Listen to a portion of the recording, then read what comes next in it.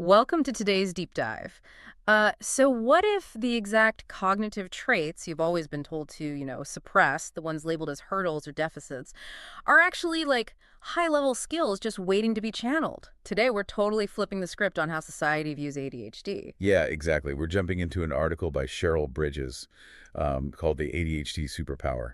And the whole mission here for you, the listener, is to completely move away from that traditional medical model. Right, the idea that it's just a broken system that needs fixing. Exactly. I mean, instead of a deficit, we're exploring the mechanics of what is essentially a highly specialized cognitive frequency. And it really helps to visualize this mechanically, I think. Like, an ADHD brain isn't a broken commuter car. It's a Formula One race car. Oh, I love that analogy. Right. But it's not just about going fast. The actual executive function, the brakes and steering of the brain, they operate on a totally different system. So you put that race car in stop and go morning traffic and it just stalls out. It looks broken. Yeah, but you put it on a track and it dominates. Yeah. And that track is where we see the first major functional strength the article talks about, which is hyperfocus. Okay, so how does that actually work? Well, because the ADHD brain is often perpetually understimulated, like literally starved for dopamine, when it finally finds a topic that provides that neurochemical reward, it just latches on. Wow. So the rest of the world just fades out. Exactly. And that allows for the mastery of complex subjects at staggering speeds. You just tune out all the distractions once you're interested. That makes total sense mechanically. But Bridges also talks about something called crisis calm, which honestly seems completely counterintuitive to me. It really does, right? Yeah, because if this brain is already taking in so much input all the time, wouldn't a high-pressure emergency cause, like, a total meltdown? You would absolutely think so. But the neurology actually flips in a crisis. Right. So when a sudden emergency hits, a neurotypical brain gets flooded with cortisol. Panic sets in. Sure, the classic fight or flight. Right. But for the ADHD brain, that sudden extreme stress provides a massive immediate hit of dopamine. Wait, really? So instead of panicking, that dopamine rush essentially brings their chronically understimulated brain up to a normal baseline. Yes, they're suddenly operating with profound clarity while everyone else is, freezing up. They act decisively because the neurochemical chaos actually regulates them. That is wild. Okay, so let's look at how this plays out in a normal workplace. Society usually treats impulsivity as this dangerous liability we're supposed to suppress. Right, totally. How does an unfiltered, nonlinear brain translate to a real-world advantage? It really comes down to pattern recognition.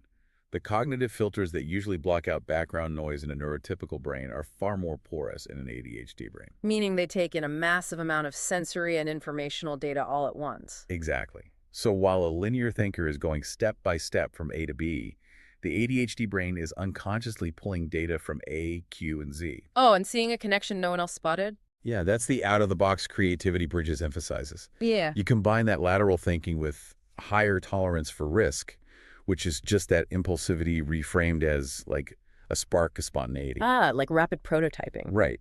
And you have the exact functional strengths required to thrive in entrepreneurship. The arts, STEM fields, they naturally possess the engine for those high-stakes environments. I hear that, but I have to play devil's advocate for you here. If this frequency is such an elite superpower, why do so many individuals with ADHD report feeling chronically, deeply exhausted? No, it's a really vital point, and the exhaustion is incredibly real. But the burnout isn't a flaw in the cognitive engine itself. Okay, then what is it? It's the friction of forcing that race car engine to run in a world designed entirely for commuter cars. Oh, right, like the modern 9-to-5 office or rigid school schedules. Yes, the exhaustion comes from masking, which is the immense unseen cognitive energy spent trying to act neurotypical just to survive those environments. Trying to idle a race car engine at a school desk for 8 hours. So how do you manage the mundane tasks when you can't just jump to a high-stakes crisis? Bridges suggests you have to actively nudge your brain into engagement by manufacturing that missing dopamine. Like gamifying an administrative task by racing a timer. Exactly. Hmm. Or finding a larger hook to connect a boring spreadsheet to a passionate goal. Or even using a body double. A body double, what is that? It's literally just working alongside someone else to provide the external stimulation required to, turn the ignition. Okay, that brings up the elephant in the room, medication and therapy. If we are treating this as a superpower and not a deficit, do you just throw out the pills and let the brain do its thing? The article offers a really brilliant reframe for this. Don't view medication or behavioral therapy as tools trying to fix a broken person. Okay.